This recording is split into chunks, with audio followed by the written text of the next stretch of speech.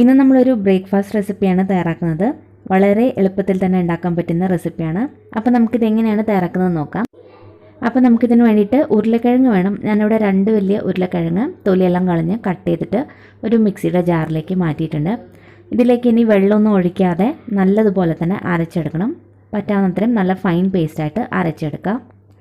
അപ്പോൾ നമ്മളിത് അരച്ചെടുത്തിട്ടുണ്ട്. ഇതിനി ഒരു മിക്സിംഗ് ബൗളിലേക്ക് മാറ്റാം. ഇനി ഇതിലേക്ക് കുറച്ച് ക്യാരറ്റ് ഗ്രേറ്റ് ചെയ്തതാണ് അത് ചേർക്കുന്നുണ്ട്.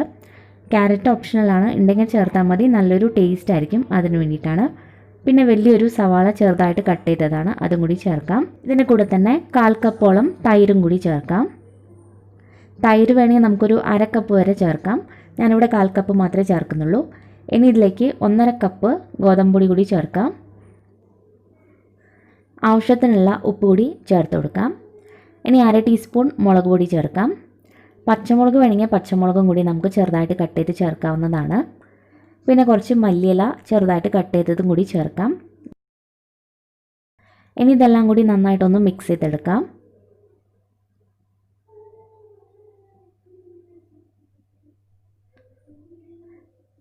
ഇതെല്ലാം കൂടി മിക്സ് ചെയ്തതിന് ശേഷം നമുക്ക് കുറച്ചും കൂടി വെള്ളം ഒഴിച്ച് നമ്മൾ സാധാരണ ദോശയ്ക്കൊക്കെ ഉണ്ടാക്കുന്ന ആ ഒരു പരുവത്തിൽ മിക്സ് ചെയ്തെടുക്കണം. അതായത് ഒരുപാട് വെള്ളം ഒഴിക്കുക, ഒരുപാടങ്ങ് ലൂസായി പോരുത്, അതേസമയം ഒരുപാട് കട്ടിയാവണ്ട.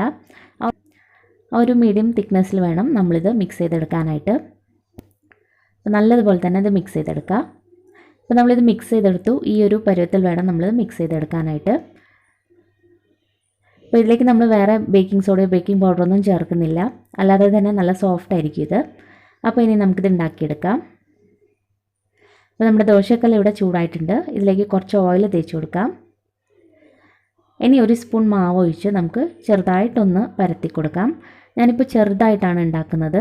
വലുപ്പത്തിൽ വേണമെങ്കിൽ വലുപ്പത്തിലും ആക്കാം, പക്ഷേ ചെറുതായിട്ട് ഇതുപോലെ ആക്കുന്നതായിരിക്കും കുറച്ചും കൂടി ടേസ്റ്റ് ഉണ്ടാവുക.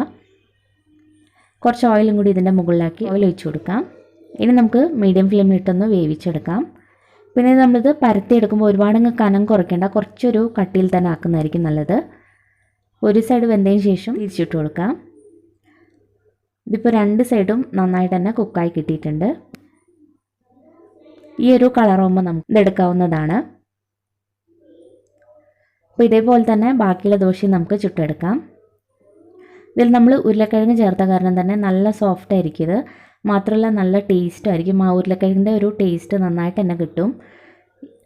അപ്പോൾ ഈ ഒരു ദോശയ്ക്ക് നമുക്ക് പ്രത്യേകിച്ച് ഒരു കറിയുടെയൊന്നും ആവശ്യം വരില്ല, അല്ലാതെ തന്നെ കഴിക്കാൻ നല്ല ടേസ്റ്റി ആയിരിക്കും. പിന്നെ ചൂടോട് കൂടി തന്നെ കഴിക്കുന്നതായിരിക്കും നല്ലത്. അപ്പോൾ നമ്മുടെ ടേസ്റ്റി ആയിട്ടുള്ള ബ്രേക്ക്ഫാസ്റ്റ് ഇവിടെ റെഡി ആയിട്ടുണ്ട്. പെട്ടെന്ന് ഉണ്ടാക്കാൻ പറ്റുന്ന ഒരു റെസിപ്പിയാണ്. ഇനി നിങ്ങൾക്ക് തൈര് വേണമെങ്കിൽ തൈര് സ്കിപ്പ് ചെയ്യാവുന്നതാണ്, തൈരില്ലാതെ നമുക്ക് ഉണ്ടാക്കാം. അപ്പോൾ ഈ ഒരു റെസിപ്പി ട്രൈ ചെയ്തിട്ട് അഭിപ്രായങ്ങളൊക്കെ അറിയിക്കുക. വീഡിയോ ഇഷ്ടപ്പെട്ടാൽ ലൈക്ക് ചെയ്യാനും സബ്സ്ക്രൈബ് ചെയ്യാനും മറക്കരുത്.